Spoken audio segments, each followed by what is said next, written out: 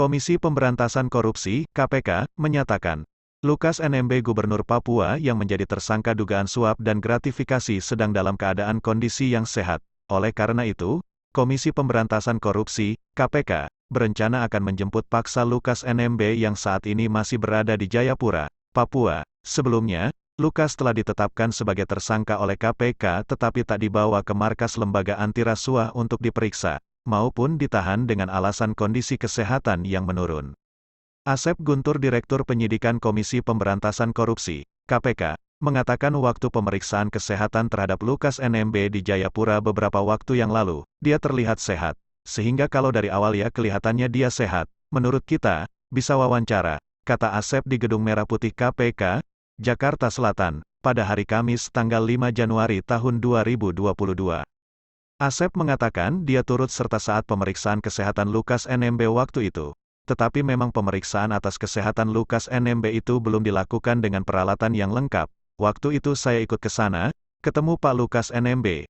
Saya salah satu penyidik yang ikut. Waktu itu baru diperiksa hanya bagian luar saja karena tidak memungkinkan kita membawa alat yang banyak ronsen dan lain-lain, ucap Asep. KPK meminta Lukas NMB datang ke Jakarta untuk mendapatkan pemeriksaan yang komprehensif. Selain itu Komisi Pemberantasan Korupsi (KPK) juga menyatakan siap mendampingi pengobatan Lukas NMB bila harus ke luar negeri. Alexander Marwata, Wakil Ketua Komisi Pemberantasan Korupsi (KPK), juga memperhatikan kesehatan Lukas NMB setelah mendengar Lukas NMB meresmikan gedung dengan berstatus sebagai tersangka dugaan tindak pidana korupsi beberapa waktu yang lalu.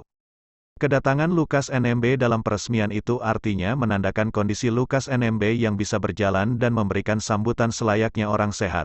Dari pemberitaan yang bersangkutan meresmikan gedung kantor gubernur, artinya yang bersangkutan bisa jalan, bisa menyampaikan sambutan dan lain sebagainya atau dengan kata lain bisa berpikir, tidak terganggu komunikasinya.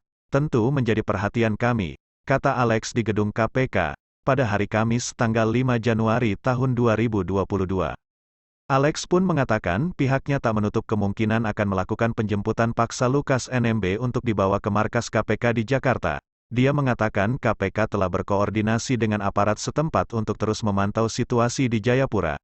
Kami melakukan koordinasi dengan aparat setempat dari Kapolda Papua, Kodim, dan Kabinda untuk mengakses situasi kondisi di Jayapura, ujar Alex.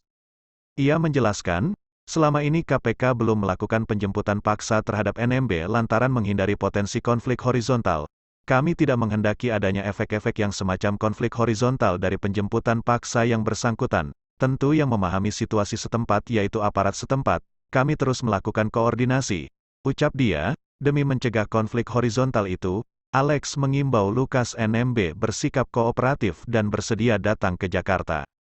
KPK tidak akan melarang soal permohonan Lukas NMB berobat ke Singapura, tetapi ia harus berstatus sebagai tahanan KPK terlebih dulu.